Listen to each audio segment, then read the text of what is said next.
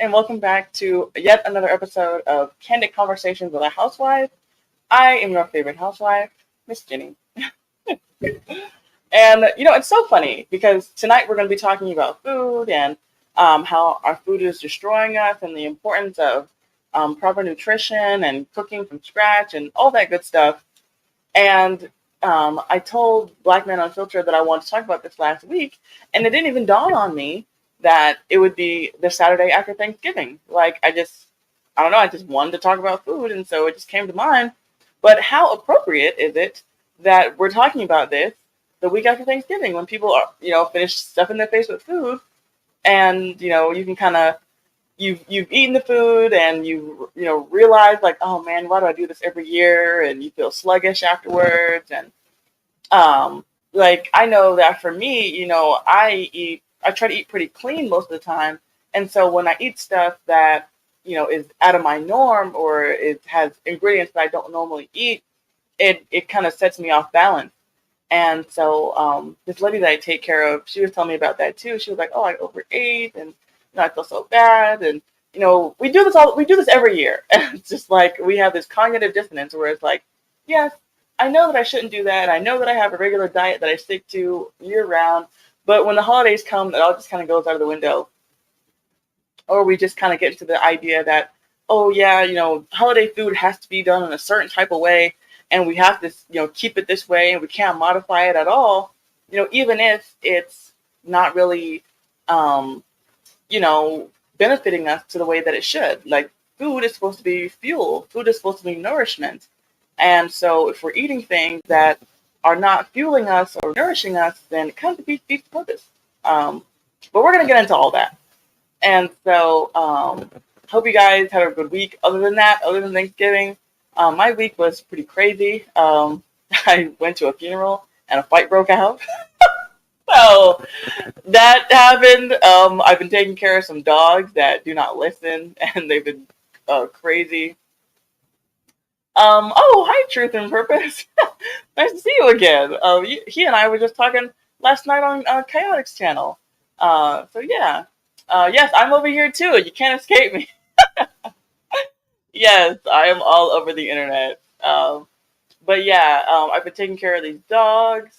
They were supposed to leave today, but their owner said that she might be sick, so they might not leave until Tuesday. So that is just great news.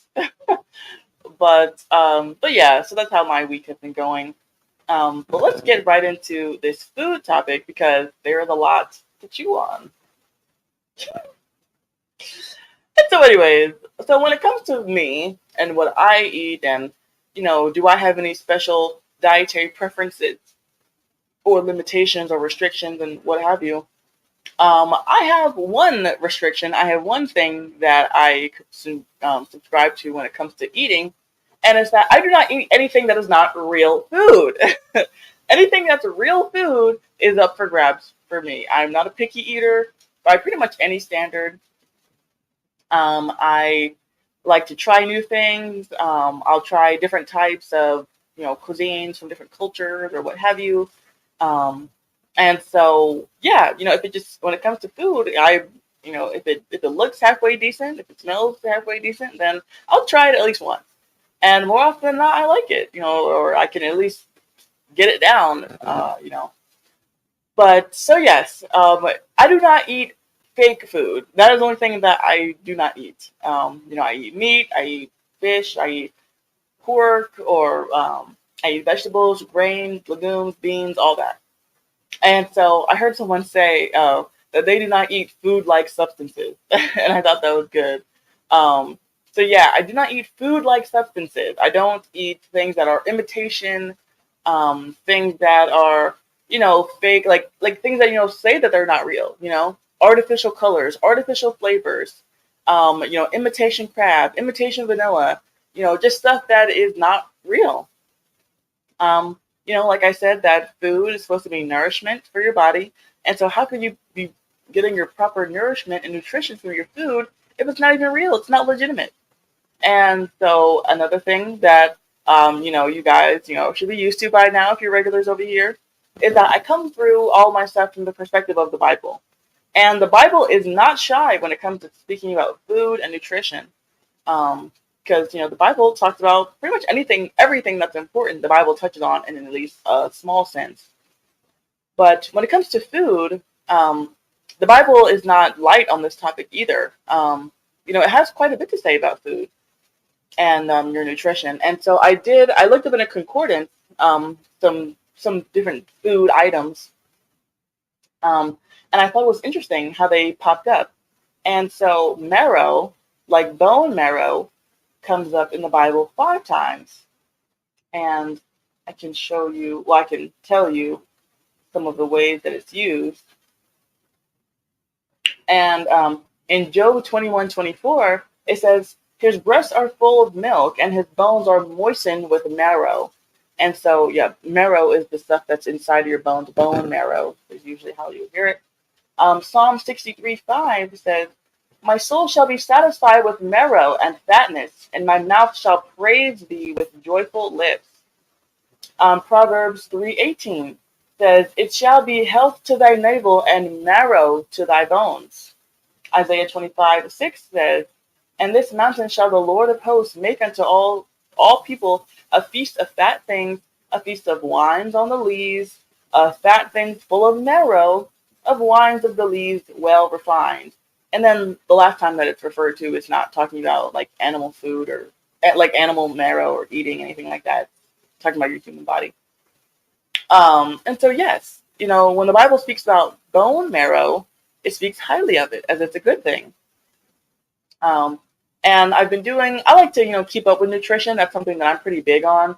Like, I guess you could say, the number one thing that I know about and the number one thing I talk about is religion, Christianity specifically. But I guess if there was a number two thing that I know or care about, it would be nutrition.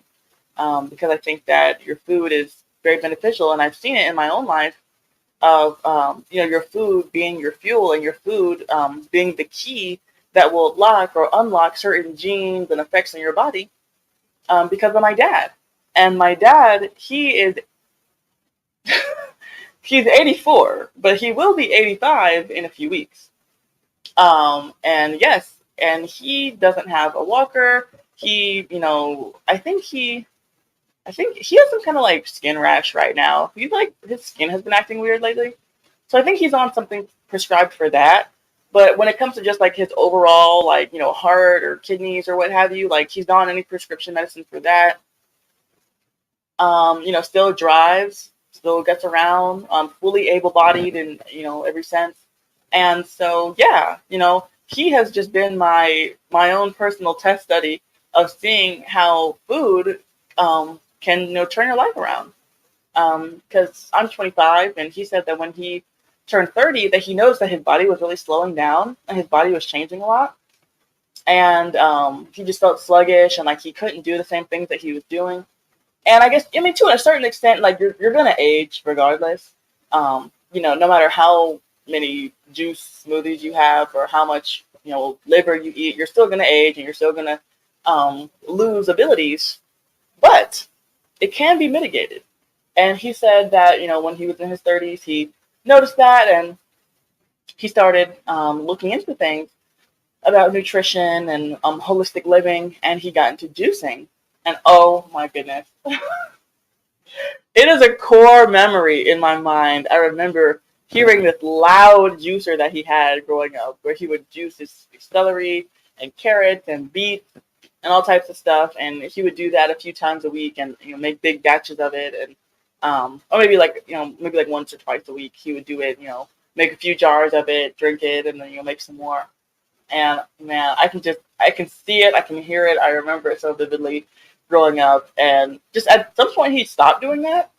I don't know. I think he said that he read something else later on that said that you should not be juicing because you should be consuming the pulp from the fruits and vegetables as well. So he got away from that. But it seemed to be doing him just fine. And that's another thing that, we're going to touch on a little bit is that, there's so much contradictory information when it comes to nutrition. You can read a whole book and, go to a whole, weekend seminar about nutrition and they'll tell you X, Y, and Z. And then you can read a whole another book, and then go to a whole another seminar, and it tells you the exact opposite of everything that you heard the first one. And so it's just like, who can you trust? Who can you listen to? What's really the fact from the fiction? And that's why I think it's so important that we look to what the Bible has to say about nutrition, because the Bible is the ultimate authority of truth and legitimacy in all topics.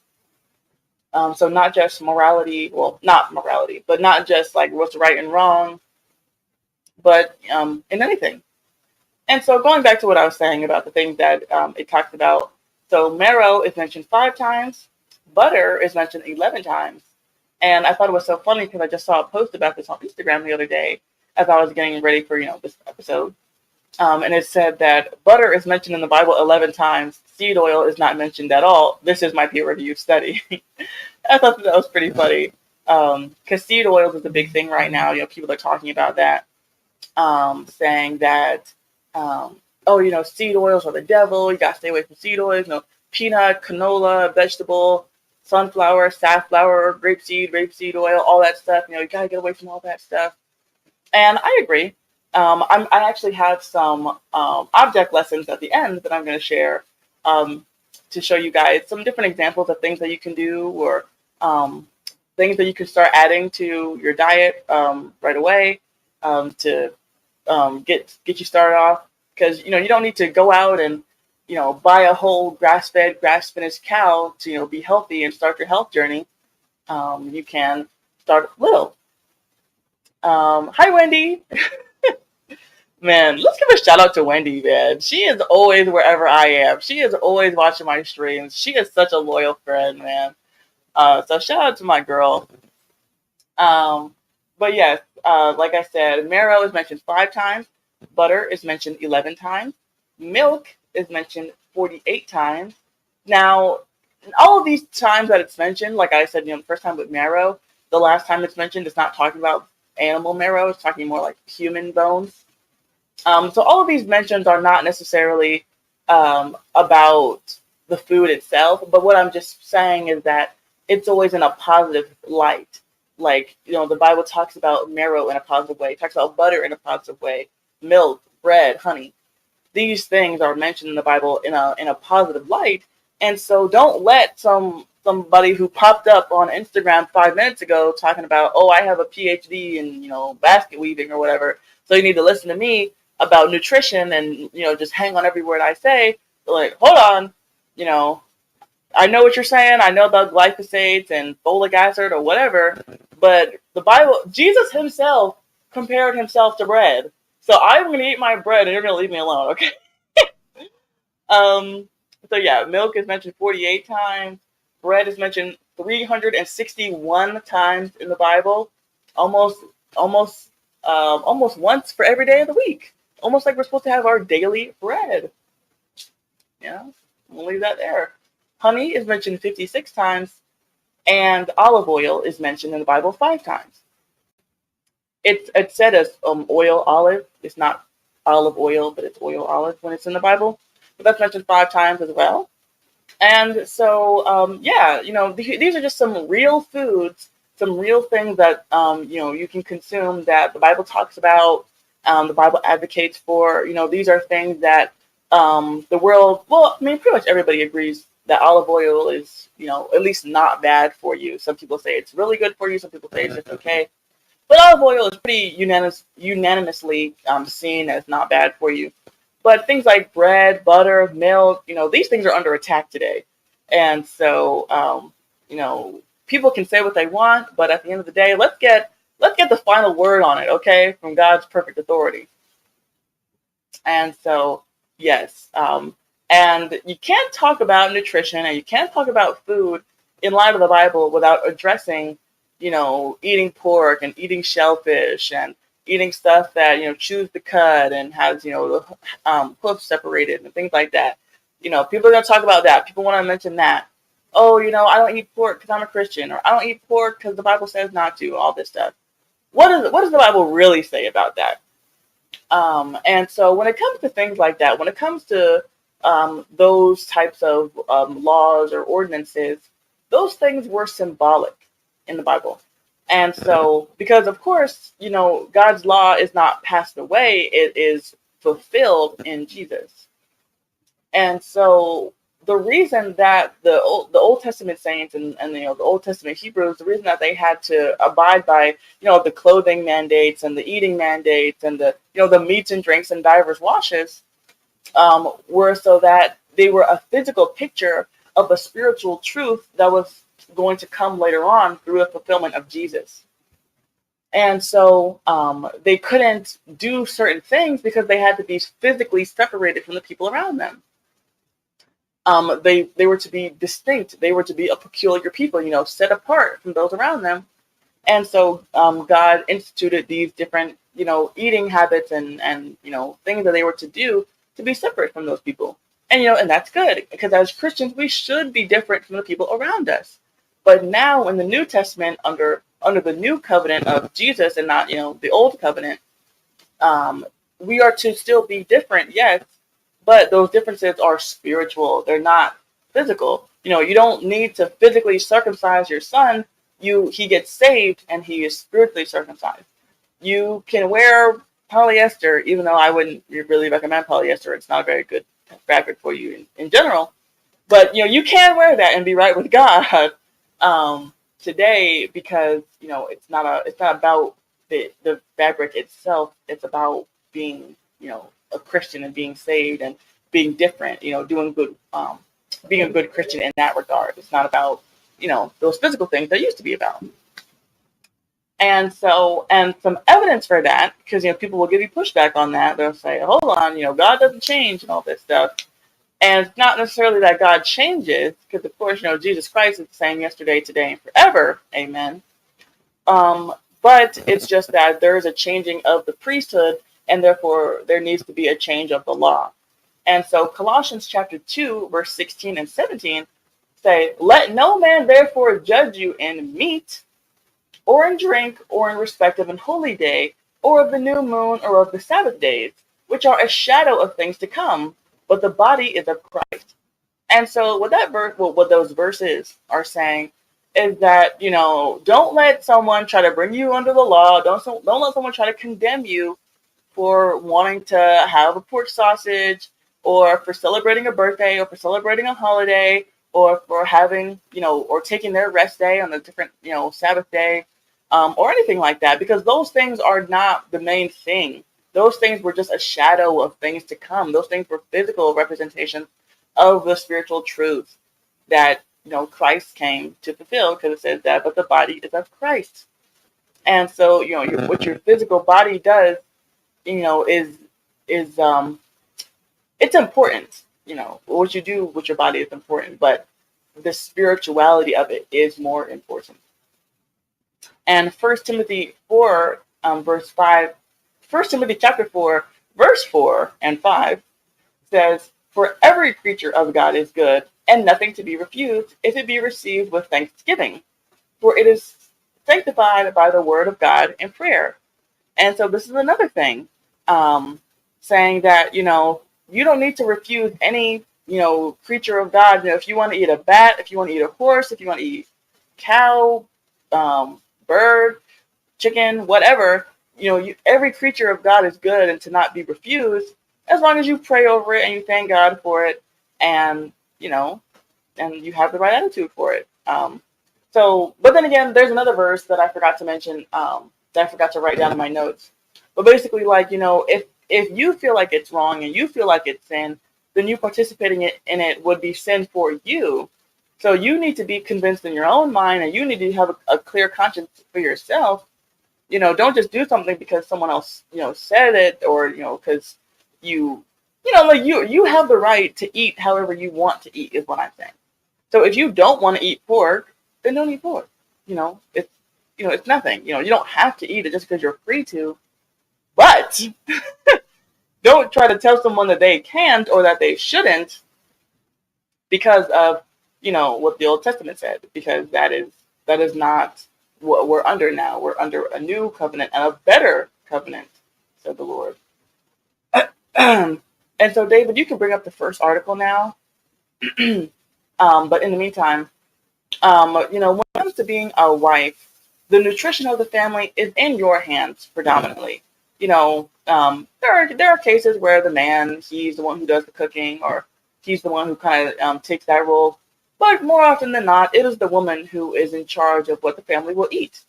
And so that is why it is very important. If you could make that just a little bit larger, David, thank you. And so that is why it is important that as a wife, we take this seriously and we don't just ship off and outsource the responsibility of our family's nutrition to Betty Crocker and Hungry Man. All right. So um, let me start reading this off. And so this is why we're getting into our first article of the evening. And so I thought this was interesting because I know that fast food consumption is very popular. And of course, I don't know if it peaked or if it was just extremely high during COVID because people were at home. But yes, and so eating fast food is extremely popular, way more popular than it should be. Um, and it's having detrimental effects, and it's not good. And so we need to reject this fast hustle culture, and we need to slow down and be more mindful about about what we're eating and what we're putting in our body. And so jumping right into this article, it says, indulging in fast food has become a cornerstone in modern dietary habits, shaping the way many of us approach mealtime. Knowing that, we surveyed over 950 consumers to collect the latest and most essential fast food consumption statistics, such as, and so this is from just September of this year.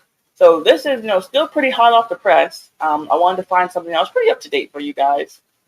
So I'm not giving you old statistics, especially something that was after 2020, based off of what I just said. And so, these are current numbers, y'all. So it's as bad as it sounds. Okay. And so starting off, it says 2 in 3 people consume fast food once a week. 65% of people are consuming fast food at least once a week. That is crazy.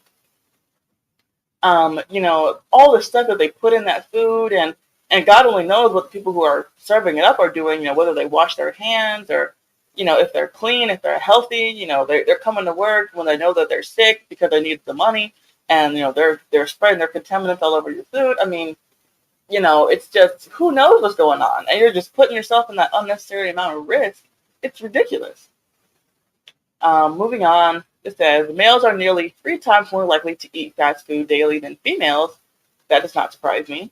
Men usually are not the ones who are doing the cooking, and men usually work longer hours and they work harder jobs than women. So when they get off work, if they're not married, they're not about to go home and make up some, really delicious, wonderful meal. They're going to stop at Chick-fil-A, they're going to stop at McDonald's and get something to eat on the way home and then go home and go to bed so they can go back to work for another 15 hours.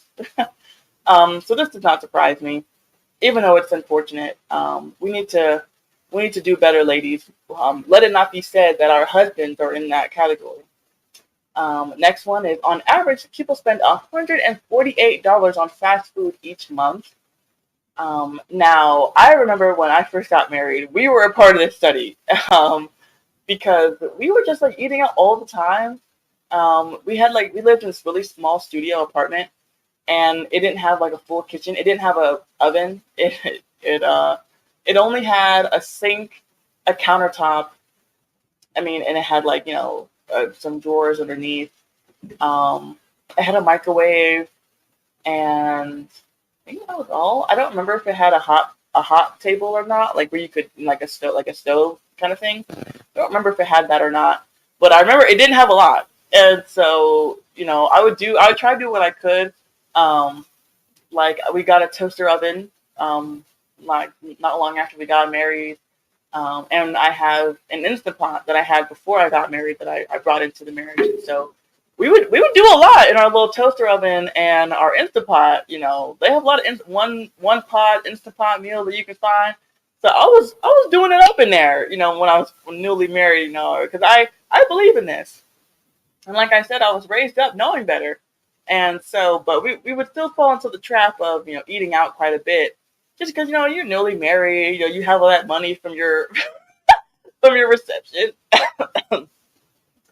You You have all that money from your reception that people gave you, so you're balling out, you're living it up, freshly in love, it's all good. And then like the dust kind of settles, and you're like, gosh, we are wasting a lot of money. And so yeah, so I definitely see this. 148 seems generous. It seems low, I guess I should say. But this is the average. So that means that a good portion of people are spending way more than $148 on fast food a month per month for it to be the average. And so, yeah, it's really nothing because, if you're just one person, you go out to eat, 2 times a week, that's like $30 a week. If there's 4 weeks in a month, so that's $120, and you're just one person, and and the average is 148. So if you're a couple and you're eating out twice a week, then that's $60 a week. And so times 4 is 30 something. I don't remember. It's a lot. It's more than the average, and so yeah, it just adds up so quickly when you are eating out and you just don't even realize. And to say that it's only $30 for the two of you is generous, or it's low. Like I said, it's low because stuff is expensive now, and the prices go up, and we're not just talking about McDonald's. There's places that are fast food like like Chipotle or Chick-fil-A. These are more like a little expensive, more expensive places. Some people call them fast casual. So it's not like the bottom rung of fast food. But I feel like it's still considered fast food. If it has a drive-through, it's fast food. If you can get it DoorDashed, not necessarily fast food. But if it has a drive-through, it's definitely fast food in my opinion. And so yeah, it adds up so quickly, and before you know it, you turn around and you spend $300 on eating out, and you have nothing to show for it. So yeah, it's so sad. Next one is that 40% of American consumers use drive-thrus to purchase fast food. I'm surprised that number is not higher, honestly, because who's going inside of a restaurant to order food is the question. Because I remember the last time I went inside, but I was with an older lady. I was with a much older lady, and she wanted to go inside.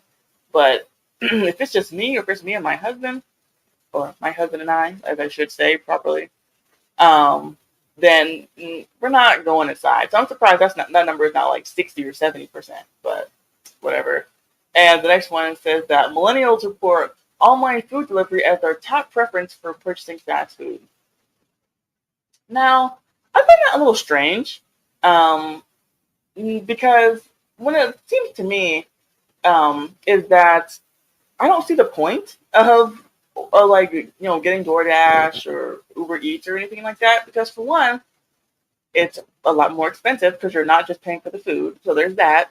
And then the food always gets you very tepid. It's not hot because they had to cook it, and then the person had to go get it, and the person might not get there as soon as it's done.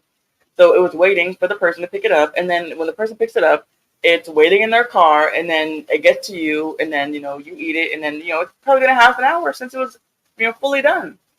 So the food is never hot, and now you're leaving it in the hands of someone else who could possibly take it. And so I have never been one. I think I've ordered some food delivery like once or twice in my whole life, my whole life. It's only been a thing for like the past few years. But this is just something that has never really appealed to me. I never got on that wave. And so yeah. And David, you can scroll down to how many people eat fast food. But yeah, that's just something. I know some people, they do that. I usually used to deliver for Uber Eats and Lyft. Not Lyft. Well, I did do Lyft. Uber Eats and DoorDash. I used to do them. So I was on the delivering end. And that was another reason why I felt like I would never, eat it, because I'm just like, it's just, I don't see the point in it. I like driving. I don't mind driving. I'll just go get my own food. So, but that was just me. And I remember, I would have people that I would go to their house almost every night. And they would, I would see them and be like, hey, and they would order like the same things every night. And I would see them and be like, hey, nice to see you again, thanks again. And Like, what are these people spending their money on? Why are you not? It takes no time, and the amount of time that it takes to order some food, some chicken nuggets or some butter chicken from a restaurant, you can make something that's good and nourishment for your body. But we're gonna get to that later. That'll be at the end. We're gonna talk about the remedies to these problems. But okay, you can scroll down a little bit more because some of these were the ones that I just read off. Okay, yeah, if you can go down to one that's about 13%. So 13% of people consume fast food daily. The figure emphasizes the high frequency at which a notable portion of the population turns to fast food for their meals. It prompts reflection on the societal factors that contribute to such regular consumption patterns. And yeah, so when it comes to eating fast food every day, I mean, first off, your gut is just your gut biome is totally out of sync. These people, they probably are not regular, in that regard at all, because those foods are full of sodium and acid and sugars and saturated fat and seed oils like we just talked about a few minutes ago. Highly processed, not real food. I once heard, now I can neither confirm nor deny this, that this is just something that I heard from someone that I deemed to be halfway trustworthy. And he said that when McDonald's says that their food or that their burgers are 100% beef, what it is that, we have a comment from Dinosaur. It says 23.5 million Americans currently live in food deserts, including 6.5 million children. Black Lexicon says fast food is awful for a person more than once a week. Oh, yes. You are doing immeasurable damage to yourself if you are eating fast food more than once a week, and that even is enough to do some harm to you. But when it goes back to the food desert thing, I have not done an extensive amount of research into food deserts, but from the little bit that I've gathered, it seems like it seems a little misleading. Because what it tries to say is that, there are places that people can't get food, or these are places where people don't have access to fresh food, or they don't have access to produce, or things like that, and they can only get, highly processed, fast food, or highly processed packaged food and things like that. And that just does not pass the sniff test for me. But like I said, I have not done an extensive amount of research into it, so there could be information that I'm missing, and I totally accept that. I'm open to hearing. David, you can drop the link. That reminds me. You can drop the link, and so if someone wants to come up here and let me know something. But from what I understand, it doesn't make a lot of sense to me because, for one, food is not something that is outside of your grasp. Like, food is something that you can grow yourself. And so if you're living in an area that for some reason does not have, a good amount of fresh produce available, then you can just be the change that you want to see. You can just go on Amazon and buy a bunch of seeds and plant your own seeds and get potting soil. And, you might not have access to, fresh produce, but you have access to potting soil. You have access to gardening tools. You have access to water. So you just gotta, I guess you might just have to do it yourself. And you might say, well, that's not fair, or other people don't have to do that. It comes easier to some people. Oh, I mean, easiness is a luxury. Ease is a luxury, and so you might not have the luxury, but you can't say that you don't have the ability to get fresh food. I mean, anywhere. I mean, people, you can have fresh food pretty much anywhere because you can have potting soil, you can have dirt anywhere, and you can cultivate it and make some shade with it. So there's that. And then the other side of it that I've seen is that these areas that are usually food deserts are areas that are wild and unruly. And so the people, they have stores at a time. And what happens is that they loot and they rob stores And so the stores have to close down because they can no longer pay operating costs. And then the people want to cry and say that now we're living in a food desert. And so I'm like, okay, well, when it comes to who came first, it was definitely the chicken in that scenario, because the stores were there, or the stores would be willing to come if the civilians, acted like they had some sense, and if the local government put their foot down and, actually made an example of these people and took shoplifting seriously. And so I feel like you can't really blame Walmart or Whole Foods or Target or whatever for leaving an area and therefore putting you in a situation where you don't have as much access to produce as you would like if you're not going to help keep their doors open in the first place. So that is what I understand about food deserts. But like I said, I mean, I could be missing something, but that's just how I see it. But thank you for your comment, to Dinosaur, and to also Black Lexicon. But moving forward, it says only 4% of people reported never eating fast food in the past year. This statistic demonstrates the rarity of individuals who entirely abstain from fast food over an extended period. It reflects the pervasive influence of fast food in modern dietary habits, potentially indicating challenges in maintaining a healthier eating pattern for a significant portion of the population. And so we have this little graph right here that says how often people eat fast food. And it says 2 in 3 people eat fast food at least once a week.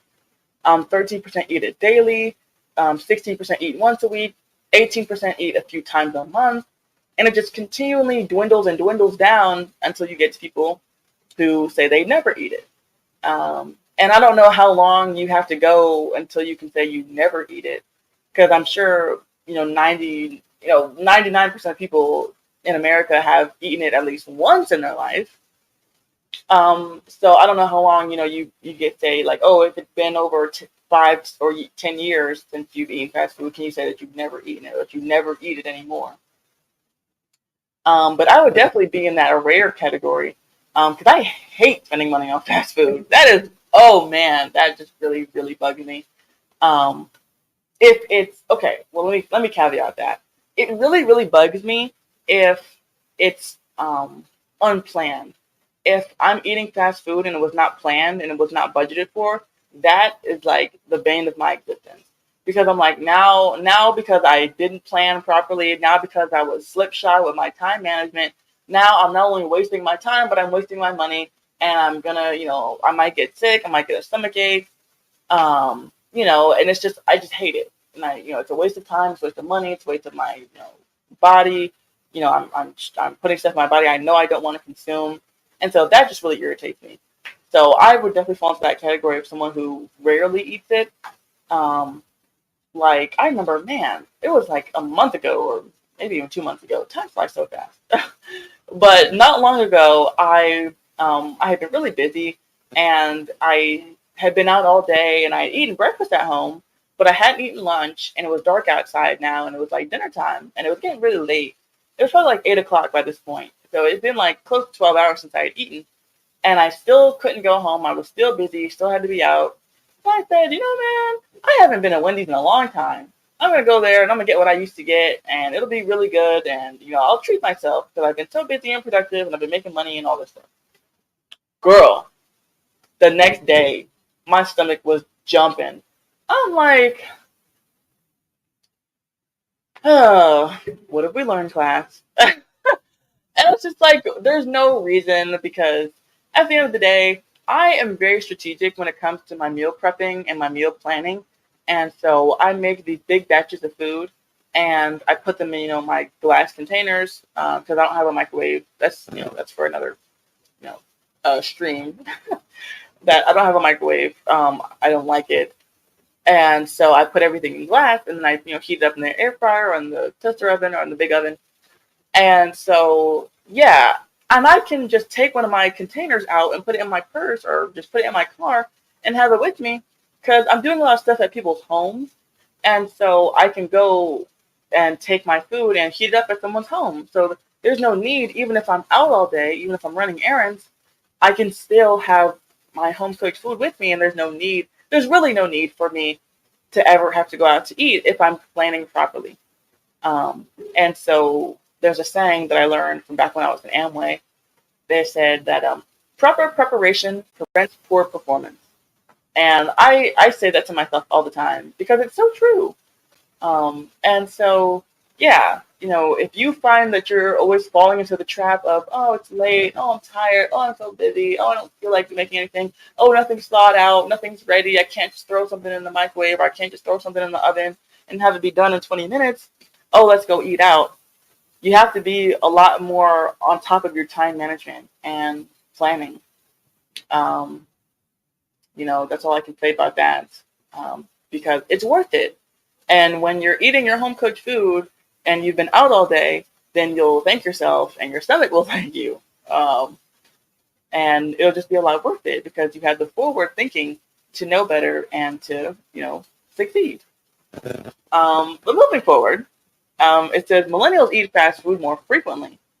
Our survey highlighted some generational differences as well. Millennials are the generation to most commonly report eating fast food more often. More specifically, 54% of millennials report eating fast food a few times a week, with 23% consuming it daily. Now, if I'm not mistaken, millennials are people who are like in their 30s and up, right? 30s to like 50 or something. I think that's right. I'm not sure. And so, yeah, I think that makes sense because those are the people who are having like, the kids and those people who have like the families.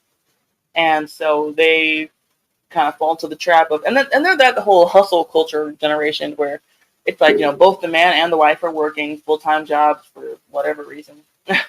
Because when you really look at it, if both of you are working, you're spending a lot of money out. So it's like the second job is just paying for, just like the first job is just paying for the second job. That's for another stream as well. So, but you got both people working. And so no one really has time to just sit and make something from scratch and something slow. And so it makes sense that is the group that is eating out the most. It says that males are nearly 3 times more likely to eat fast food daily than females. 20% of males report eating fast food daily, while only 7% of females report eating fast food daily.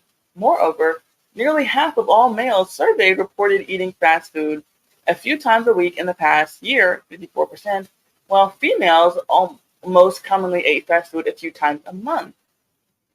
Wait a minute. It says nearly half of all males surveyed reported eating fast food a few times a week in the past year. Oh, okay, I see now. For some reason that tripped me up. Oh, okay. I was like, that was like what I read before. But okay, I remember now. So yeah, and so going back to what I was saying earlier about this, it's not even just the fact that men often work longer and harder hours than women do, so that's why they are more likely to eat out. But it's also because women are much more concerned about their appearance and how they look and, how they feel, I guess, also. And so, people know that eating fast food makes you fat and lazy and, make you break out or whatever. And so women are going to be more conscious about that too. So that might also be a disincentive for women to eat. Because I know that, I don't want to get fat and sloppy. So I don't want to, just be someone who eat chicken nuggets and hamburgers all the time, and I want to, try to stay, looking halfway decent, feeling good, and as long as I can. And that's something that, a lot of men don't think about as much as we would like for them to. That's why men need wives. Amen. But moving forward, it says people with higher incomes consume fast food more frequently. Now, I'm kind of surprised by this, but I guess I shouldn't be because that kind of goes back to what I was saying about the millennials and 2-income households. But it says, of those surveyed, people with household incomes, HHIs, of household incomes of 100,000 or higher were more likely to consume fast food weekly. More specifically, those with an HHI of 100,000 to 150,000 reported eating fast food daily, 22%. Wow. A few times a week, 50%, and once a week, 13%. Additionally, those with an HHI of 150,000 or more eat fast food daily. Of 150,000 or more eat fast food daily, 25%. A few times a week, 52%, and once a week, 7%. And so, yeah, when I first read that, it surprised me, because I'm thinking, okay, if you're making six figures, if you're making, really good money like that, then I feel like one of the first things that you would think of is like, okay, well, why don't you have someone who's making your food for you, or why don't you have one of those like meal delivery, systems like HelloFresh, or um, I don't know, just one of those things that they deliver to your door and it's like comes pre-made and you just heat it up, or you do a little bit of assembly and it's almost like halfway from scratch made. So I'm like, why aren't you doing that if you have all this money? But I guess they're spending their money on their boats and their Ferraris, or Ferragamo shoes, or whatever. I guess that's where the money's going. So it's not going to the food.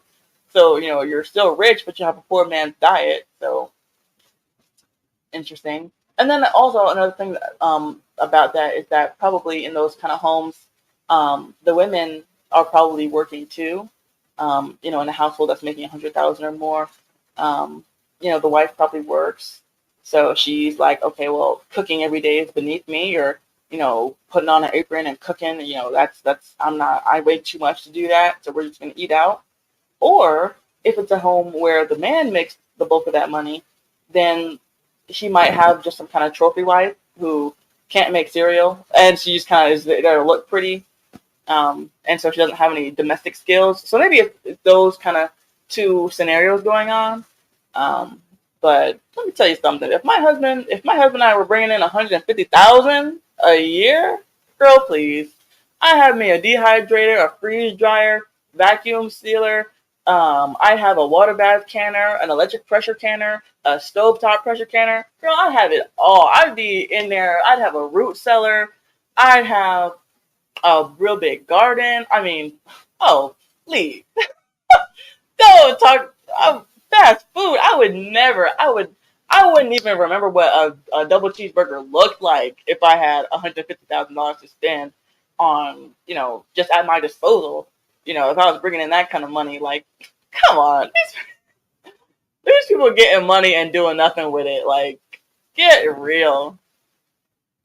How much money do people spend on fast food? It said on average, people spend $148 on fast food each month. Fast food establishments are known for their convenience and accessibility, making them an attractive option for individuals with busy lifestyles or those seeking a quick meal option. And the quick story time, when I first read that, it made me think of this because my husband, he used to work at this museum, and not far from the museum was a Popeyes. And so sometimes I would go, pop in on that where, we have lunch together. It'd be real cute. And sometimes he would want me to go to Popeyes for him, and we would have that for lunch. And I remember this one time, and Popeyes is already. Oh, hold on. Black Lexicon says higher quality fast food: Chick-fil-A, Qdobo, Buffalo Wild Wings, Culver's, etc. Yeah, so I guess that's what people would consider fast casual. Um, and it's like, oh, once again, Black Lexicon says Chinese, Thai food, or pizza might not be considered fast food, though. Mm, I don't know. I don't know why you wouldn't consider pizza to be fast food. Um, I mean, because it's kind of known for that mantra of being in there in 30 minutes or less. So I guess I don't know. Maybe that would be also considered fast casual. Um, but yeah, I mean, I would consider all that fast food in my opinion. Um, Anything that you're not like sitting down and it's like a formal-ish setting. So like anything. Okay, let me see. I mean, obviously, like something like Olive Garden or Red Lobster or the Melting Pot, or like Carrabba's. Trying to think of places. Somewhere where like you sit down. Oh, Mr. He said, "Good evening, everyone. Salute to our sister, Miss Jenny in chat. Hello there, Mr. He said. Hope you're having a wonderful evening." So yeah, anywhere that like you're sitting down kind of formally like that, I would not consider that fast food. That would just be eating out. If you're going to like an Indian restaurant and you're sitting down, and if someone is like coming to your table and serving you, then that is not fast food. Because you can sit down and eat at a Wendy's, and that's still fast food. But if you have a waiter, then I would say that's not fast food. You know what I'm saying? And so you don't have a waiter at Chinese or I think you said Thai food or pizza. So I would still consider that fast food. That's something that people do out of convenience. Just try to put something on the table real quick. So that's what I would say. Um, oh, but yeah, back to my story with Popeyes. And so going to Popeyes is already a bad idea from the jump. Okay, it's garbage quality food. It's garbage customer service, and they are just it's not a good time. Only thing that they have is that the food tastes really good. Okay, but who knows what they're putting in that stuff? But it tastes good, and that's the only thing that they have going for them because the quality of the food is not good, and the customer service is even worse somehow. And so my husband wanted me to go to Popeyes, so I went because I was, being submissive. I'm in this drive-through line for literally like a half hour. I was on the phone with him the whole time I was in there because he called me as soon as I pulled up, just coincidentally.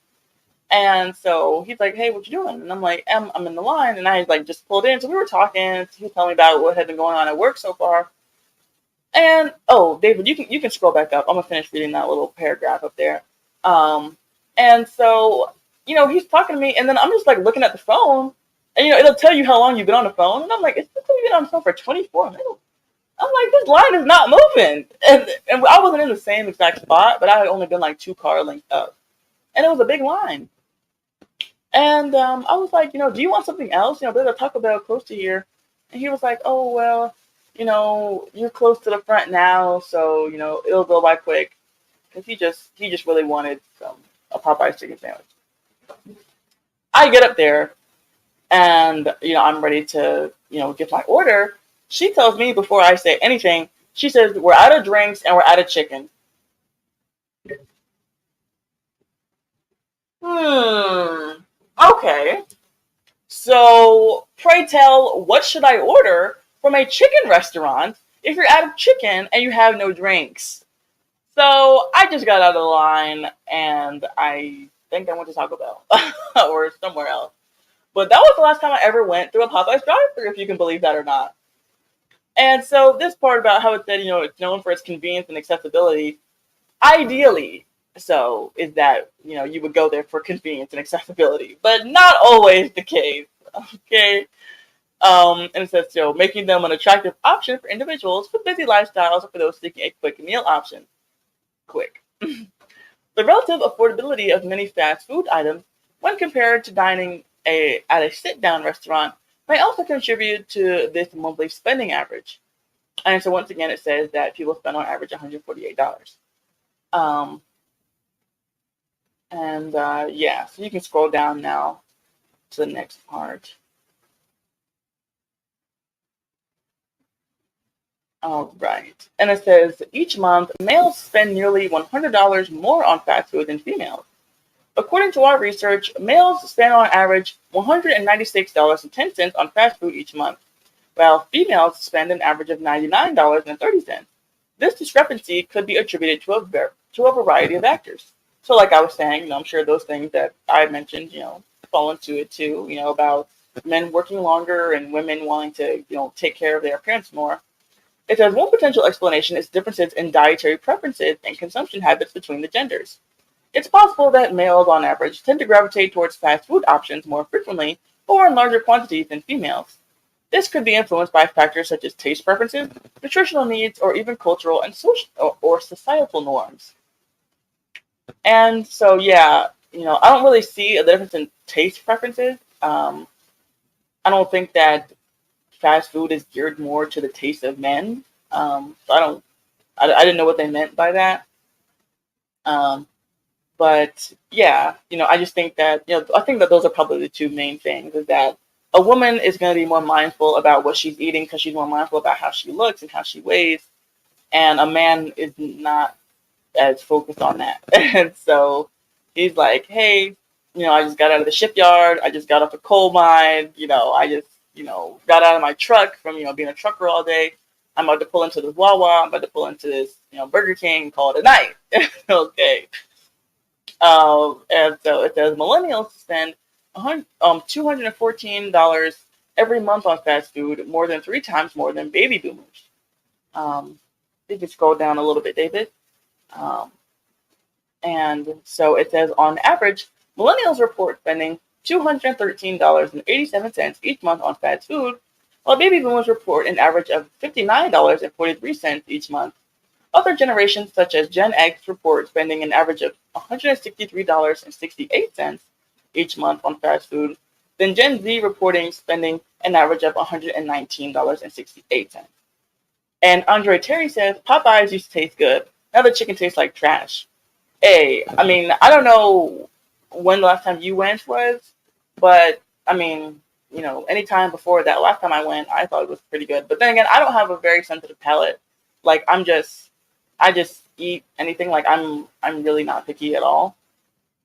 Um, and so, but it's so funny because I was watching a video not long ago about this girl, and because I watch people who make food from scratch, and I watch people who do a lot of their own cooking as motivations for me, and like it incentivizes me because I'm kind of like hanging around people who are doing what I'm trying to do.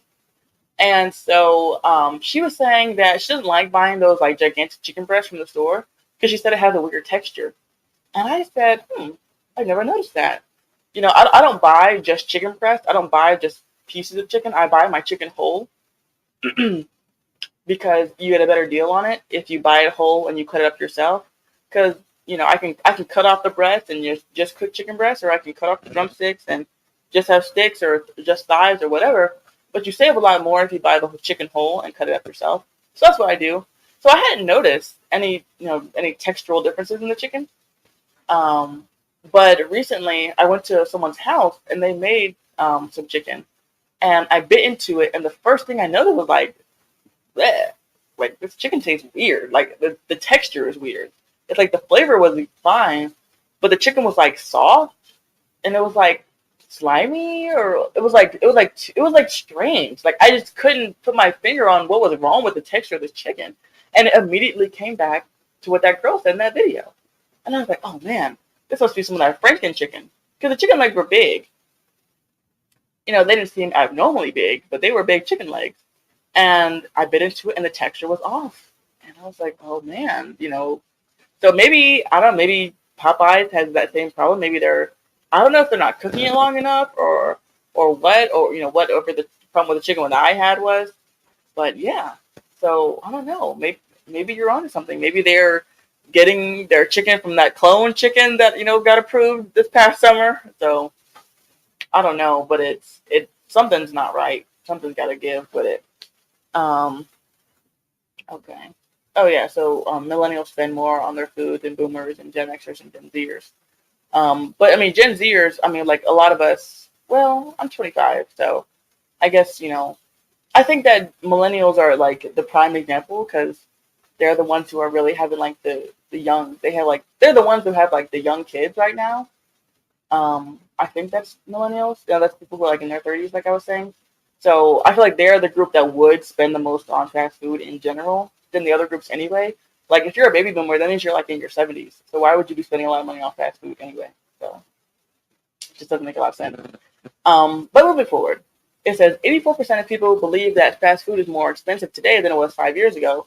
I mean, it's not a matter of belief. It's just something you can verify with research. You can look at the prices and see that they are in fact higher. So let's skip that one.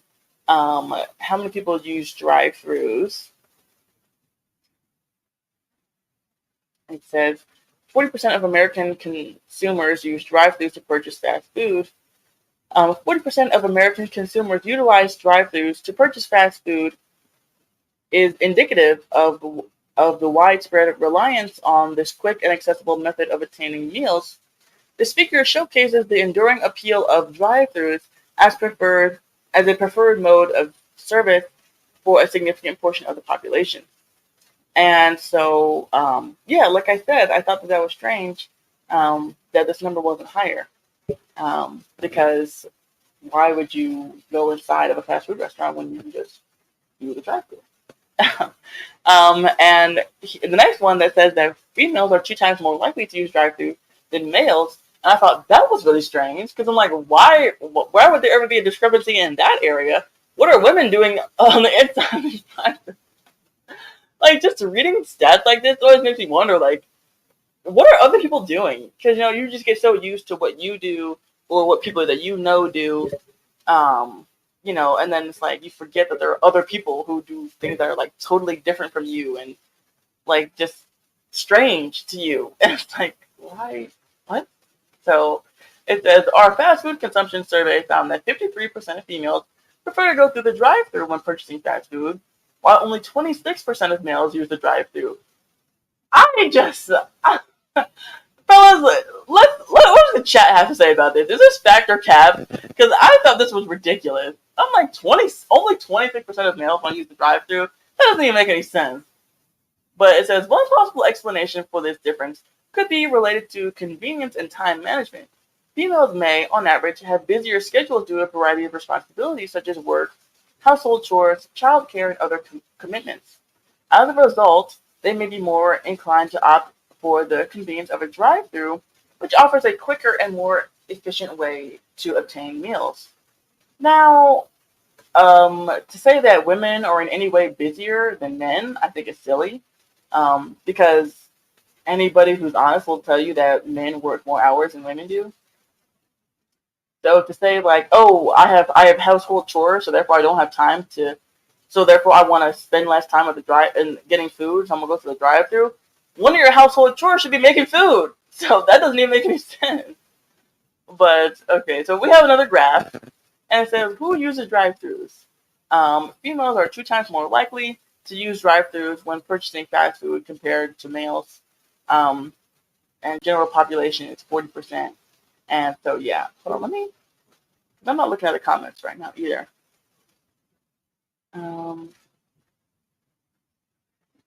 Okay, but Tara Wallace says I'm late, but good evening, beautiful people. Hello, Tara. It's all right, no problem. It's all good. Good to have you. Dino Dinosaur says U.S. fluorinated chicken and hormone injected beef are banned in the UK. Oh, I didn't know that they chlorinated chicken. So would they inject the chlorine into the chicken? I didn't know about that. I mean, it doesn't surprise me because they do all types of crazy stuff to our food. Um, but yeah, the UK, as squirrely as their government is, in more ways than one, they do have some pretty strict guidelines for their food, which is very good. David, you can scroll down a little bit more. Where's the next part I want?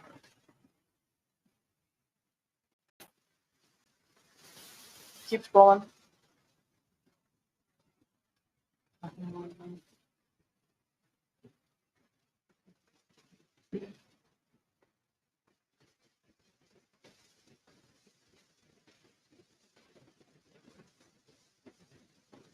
Okay, yeah, sure, yeah, go down to this graph. Okay, and so it says how people order and purchase fast food. And so it's once again breaking down that says that, the general population is about 40% go through the drive-through, about 27% go to inside the restaurant, 23% get the food delivered, and 10% buy online and pick the food up at the restaurant. And so this is where I wanted to stop on this article because this jumps into my final point that I want to make, which is that, when it comes to food, we need to take back our control over our food. We need to, take the helm and get the steering wheel back and take it away from, McDonald's and take it away from Chipotle and all that stuff. Like I said, Betty Crocker and Hungry Man. Our family's nutrition and our own personal nutrition is important enough that it should take the time and the effort to, meal prep and to make things from scratch and to do things right. And so this is not something that I am just, speaking to you guys from, looking down on you, speaking to you from on high and saying that this is something that you need to do. This is something that I am living in. I am going through it. I'm in the trenches with y'all right now. Like I was saying earlier about how we lived in a studio apartment when we first got married and we didn't have an oven, like a real oven. And, we had like a mini fridge. We didn't have a big fridge. So we couldn't even buy a lot of food to meal prep, and have like, food kind of waiting for us. And so we didn't have a whole lot, but like I said, I had an Instant Pot. and I made a lot of Instant Pot meals. And those are good. And the thing about an Instant Pot is that it's a pressure cooker, but it's a multi-purpose cooker. And so you can use it as a pressure cooker. So you can make something, a lot quicker than you can just in like an oven, or you can use it as a slow cooker. So you can put something on in the morning and leave it, and it'll be ready by the time you come back. I am, 110% in favor of like slow cooker meals. Because people always want to fall back on this excuse, because that's what it is. It's an excuse of I'm busy, I don't have time, I'm rushing, and I have a lot of things to do. Hey, it takes no time at all to go to the store, whenever you're doing your weekly or your monthly grocery shopping trip, buy a bunch of frozen meat. Let's say you get, a frozen pack of ribs, or, a refrigerated pack of ribs. The day that you want to eat it, before you leave the house, plan properly. Don't get up 5 minutes before you need to leave the house. Get up at a proper time. Put the ribs in the slow cooker. Put the barbecue sauce on it. Whatever onions or whatever you want to put on it. Let it sit, and then run out the door. And then when you come home, you don't have to think, or when you get off work, you don't have to think, oh man, now I gotta stop by X, Y, and Z because I don't have anything to eat. I gotta order Chinese. Oh no, you have food at home that's ready and waiting for you, and it's home cooked and it's good. And it might not necessarily be from scratch. I really try to get my food at the most basic level. So like I don't buy ketchup and I don't buy barbecue sauce. What I buy is tomato paste, and I make those things from as far from as close to scratch as I can, because not only do I have greater control over the ingredients, but it is still cheaper. Because if I buy a 25-pound bag of sugar and a gallon of apple cider vinegar and molasses and paprika and tomato paste, I can use all those things to make a bucket of barbecue sauce versus just getting two little 16-ounce bottles at the store for like $10. So yes, we need to reject this culture that wants to tell us to get a meal kit and have the food delivered to the house and have the meal plans that come to the house and do like Weight Watchers and all that stuff, and all this stuff where they're outsourcing the nutrition. I believe in doing things at home and doing things in yourself. I believe in homeschooling. I believe in cooking from scratch. I believe in home birthing. I believe in doing your own hair and your nails and cutting your own hair at home. Learning how to sew and sewing your own clothes back together if there are holes in them. I believe in cleaning your own house, not having people come into your house and clean it for you. I just believe in complete self-sufficiency. And that's how my husband and I are able to save a lot of money. And still have, we save up for things that we, really want. And, we get it all done. We don't make a ton of money, but we're able to have all of our needs met because we're saving money in places like food, because everybody's got to eat at the end of the day. And so you have to eat, but the way that you eat can be highly customizable. And so I buy my meat in the clearance bin, and I buy my meat in bulk, or I buy my produce in bulk. So another thing that I like to do is that I like to stock up my pantry and my freezer, and then keep my fridge kind of empty, because the food will go bad quickest in the fridge, but stuff that's in the freezer and in the pantry will stay good longer. And so I try to stock those things up to keep those things fully replenished, and then I just will cook something a little bit, and I put it in the fridge and I eat on it until it's gone. Right now, of course, with Thanksgiving having just passed, there's like leftovers in there, and there's food that I have already made. So we're trying to really, get through this food before it goes bad. So that's another thing that I hate. I hate spending money eating out unplanned, and I hate wasting the food that we already have. And so, yes, cooking from scratch, it seems very daunting. It seems scary, but I can assure you that it is so very doable.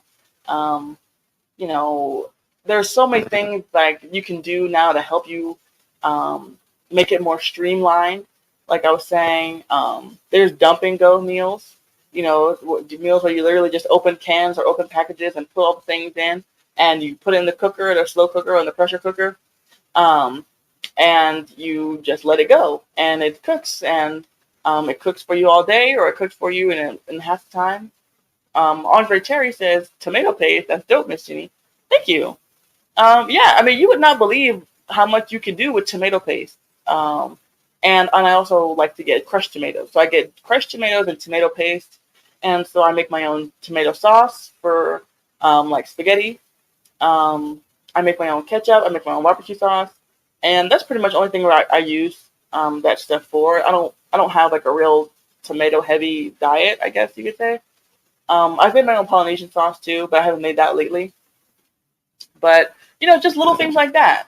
You know, when it comes to something like that, a ketchup is just something that is so incredibly inexpensive. I mean, you can get a big jar of ketchup for like $1. So sometimes it's not necessarily about the expense of it; it's about the nutritional aspect of it. And so, but so it depends on what it is. So like sometimes you make something from scratch because it's going to be cheaper, and sometimes you make it from scratch because it's going to be healthier, and sometimes you make something from scratch because it's going to be both. And so, yeah, just buying those basic ingredients.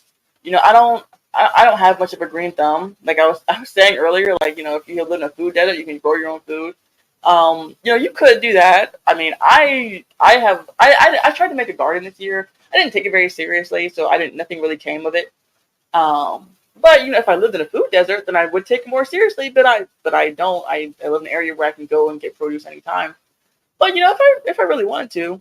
Oh, speaking of that, um, my husband and I, we eat a lot of jalapenos, and so I'm really considering growing jalapenos this year because, like, you would not believe how much money we're spending on jalapenos. Like canned jalapenos at the store, we go through them quite quickly, honestly. But anyways, that's neither here nor there. But like that's something that I'm gonna start, going to try to grow this upcoming year. I don't know when you're supposed to plant them. This is just something I've been mulling over. But I'm like, man, we are really flying through these jalapenos. I need to start growing them. But yeah, and so it all helps. Taking little steps in the right direction, it's all beneficial, and you will see results. It'll start to add up. And so before I go, I have some object lessons that I want to bring to you guys to give you guys some kind of tangible visuals for things that you can use and to help you get started on the right foot. And so when it comes to cooking oils, this is something that I really like.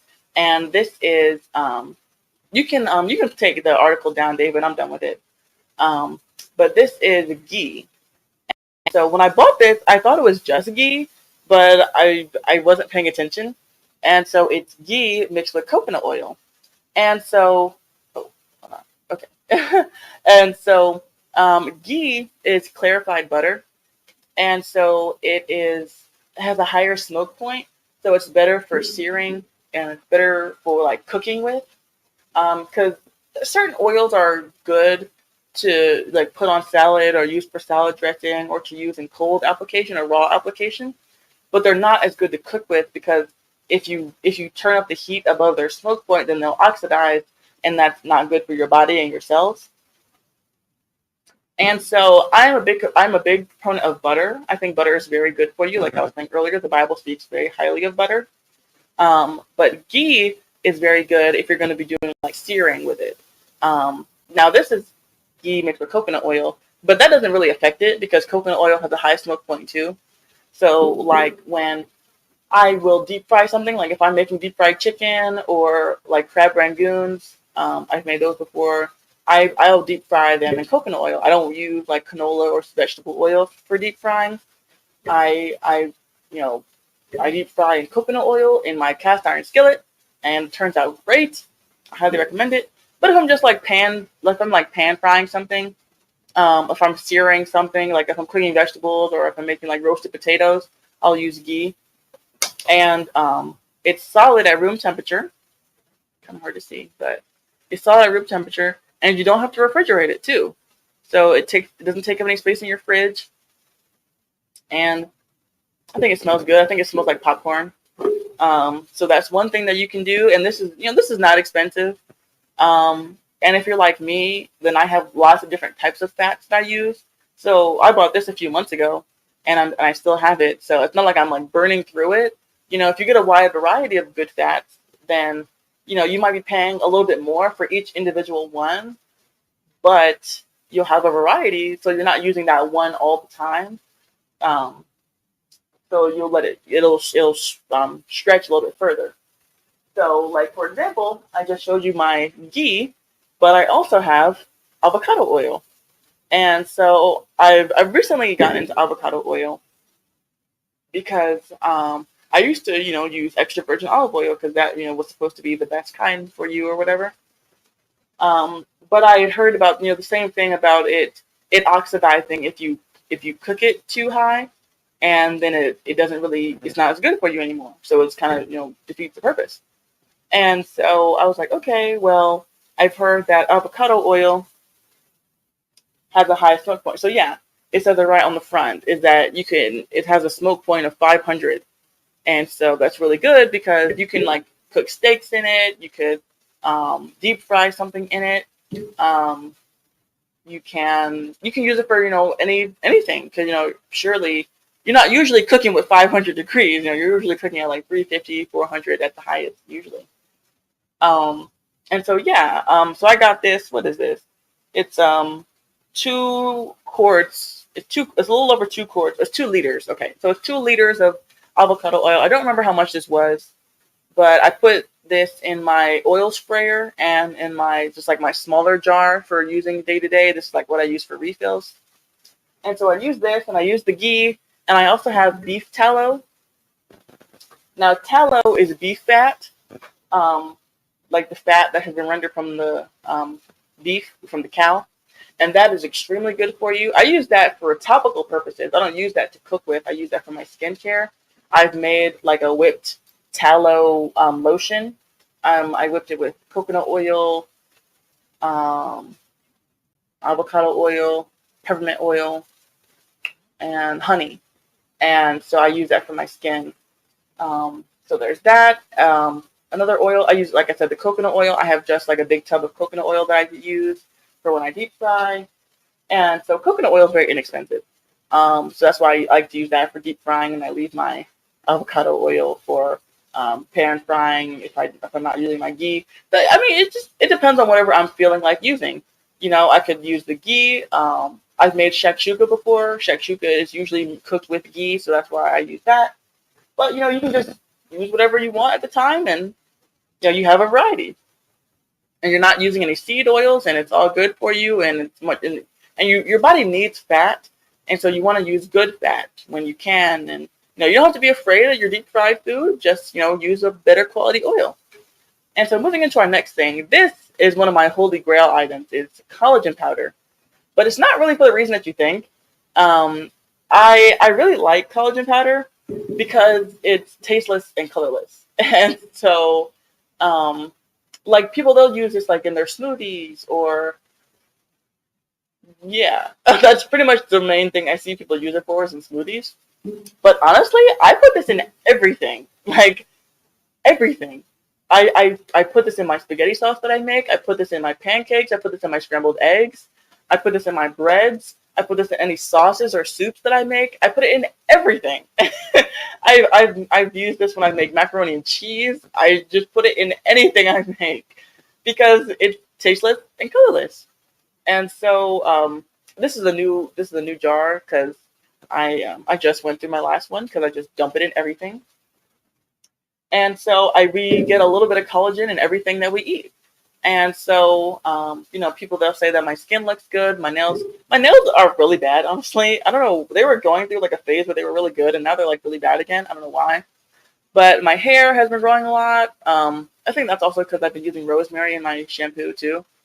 But collagen is very good for your hair, skin, and nails, and for your joints and muscles. And so, if you don't, I don't drink smoothies. Like, I don't mind smoothies. I like smoothies, but I just don't drink them very normally. Especially like this time of year. Like, I would never drink a smoothie right now because it's like 45 degrees outside. And so, a friend of mine, she bought like a big case of these, and it was like 12 in a pack. And she was like, "I don't think I'm gonna use these. Do you want them?" And I was like, "Sure." And they were sitting in my closet for a while, and I was like, "Well, I could use I don't really make smoothies, but I wonder if I could use them in other things." And just like the more I used it in things, the more things I used it in. And now I go through one of these tubs in like a month. So what is this? It's 25 servings. It's 8.8 ounces. And I go through this in like a month. I mean, I just put a scoop in anything, put a scoop here, put a scoop there, and it's collagen for everybody. So if you ever eat anything that I have made, you've eaten collagen powder, because I just add it to everything. And it's just a little nutritional boost, and it's like nothing. And along those same lines, my last thing I'm going to show you is nutritional yeast. Now, this is not the container that it came in. This is just the container that I got from my dad. But the nutritional yeast is on the inside. And I buy this in bulk. And so it kind of looks like fish flakes. If you've never seen it before, if you've seen fish flakes. Let me try this one. So yeah, it kind of looks like fish food. Or not like sand, but yeah, the thing I can see that I feel like it looks like mostly like fish flakes.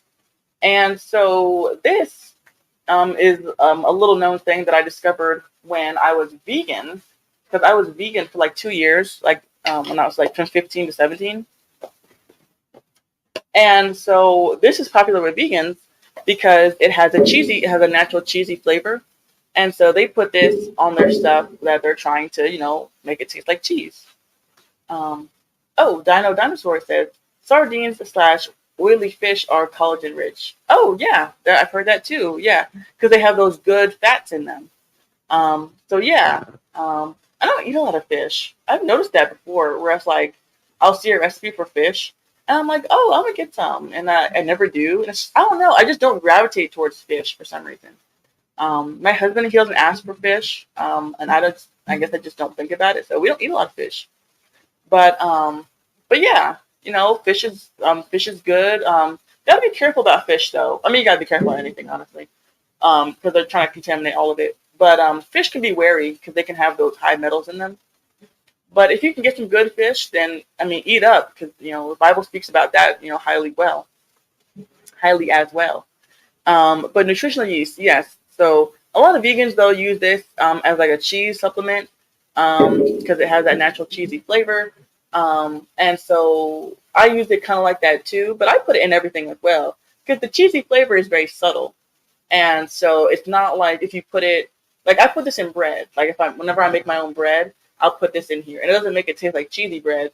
It tastes the same. You can't really notice it because I have a scooper in here this is an old scooper from one of my old collagen containers, because the collagen container comes with its own scooper. And so when I ran out of one, I just took the scooper out of it and I put it in here.